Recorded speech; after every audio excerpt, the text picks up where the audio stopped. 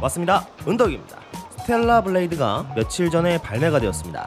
그래서 지금 스텔라 블레이드에 저는 한창 빠져있는 상태인데요. 여의도 IFC몰에서 발매 이벤트가 진행 중이라길래 한번 다녀와 봤습니다. 일정은 열흘 정도 진행 예정이고 입장은 성인만 가능한데요. 행사 자체가 소소한 느낌으로 많은 인원을 수용할 수는 없어 보였는데 네이버 예약에서 방문 시간을 미리 정해놓고 방문하시면 사람이 많이 몰리게 되었을 경우 우선 입장이 가능하다고 합니다.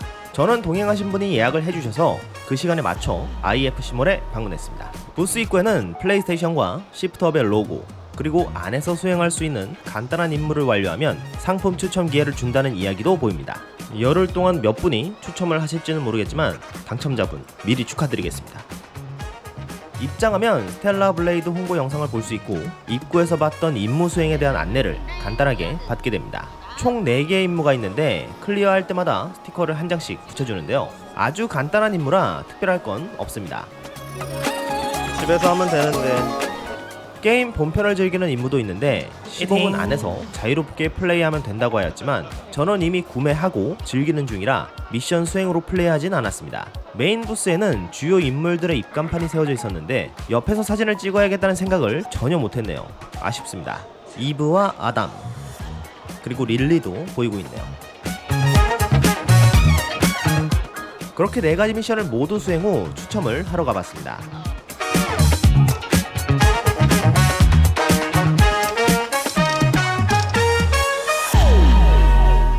네, 2번 모두 포스터와 스티커가 나왔습니다. 가방을 안 가져갔으면 참 큰일 날 뻔했네요.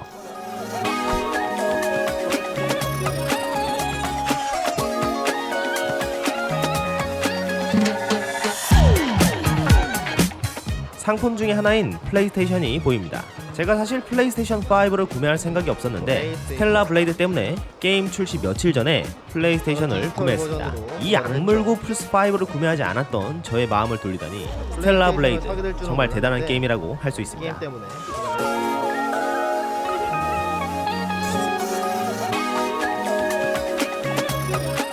실물 크기의 2부도 전시가 되어 있었습니다.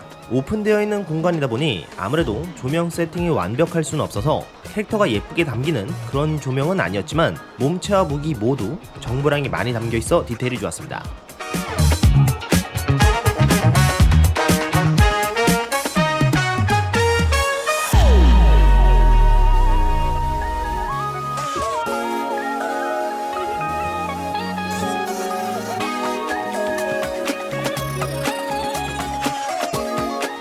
그물 칸막이에 가려져 뒤태가 잘 안 보이긴 하지만 광택감이 담겨있는 엉덩이도 잘 깎여 있었고 흑발의 롱포니테일의 디테일도 실물 크기다 보니 굉장히 잘 만들어져 있었습니다.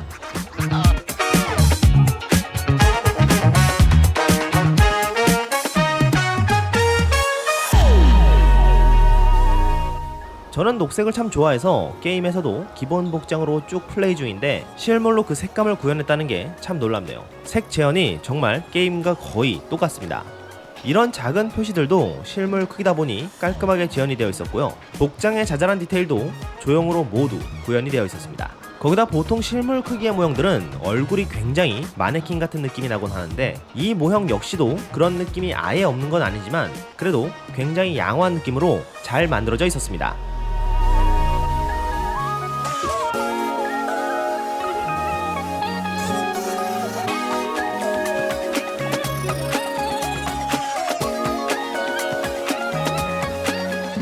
다음은 등장인물들의 모형입니다. 크기는 스케일 피규어로 설계되어 있어 보였고 한눈에 봐도 깔끔했습니다. 저는 개인적으로 게임을 하면 할수록 릴리가 참 예쁘게 나왔다는 걸 느끼는데요. 이브가 디테가 예쁘다면 릴리는 그냥 모든 게 예쁩니다.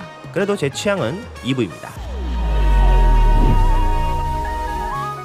이 친구는 예고편에는 안 나왔던 친구이기는 한데 이렇게 모형으로 전시를 해놨네요. 이브와는 또 다른 느낌의 캐릭터인 것 같습니다. 여기 전시되어 있는 제품들 모두 판매 계획은 없는 행사 전용 모형들이지만 게임이 아무래도 성공적인 결과를 보여줄 것 같았고요. 생각보다 빠르게 모형화가 진행될지도 모르겠네요.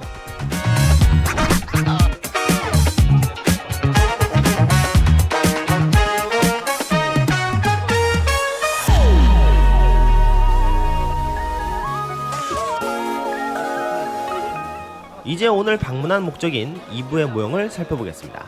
역시나 판매용은 아니고 이번 행사를 위해 전시용으로 제작된 모형인데 제 눈으로 직접 보기 위해 오늘 이 자리에 왔다고 볼 수 있는데요. 그냥 한번 보시죠.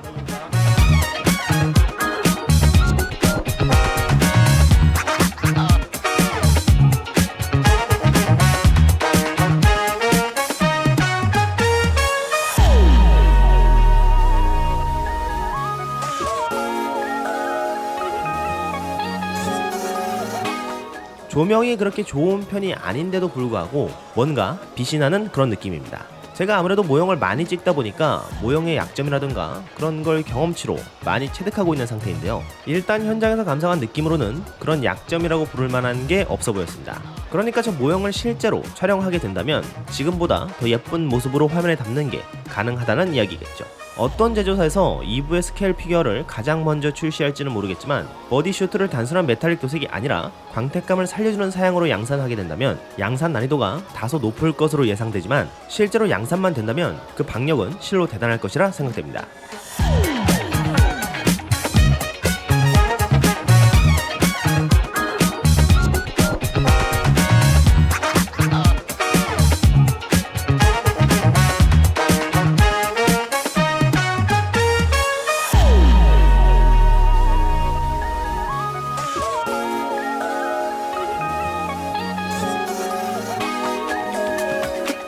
마지막으로 2부의 코스프레를 하신 항아님을 화면에 담아보면서 영상을 마무리하겠습니다.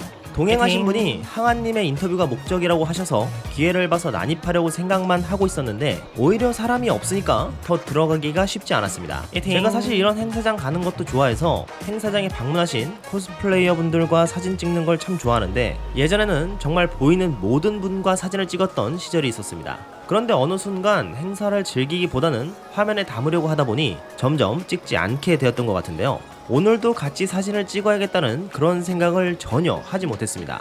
영상을 다시 돌려보면서 제가 좀 변했다는 걸 느끼게 되네요. 저 스스로 뭔가 행사 자체를 즐기는 그런 마음을 다시 찾아야 할 것 같습니다.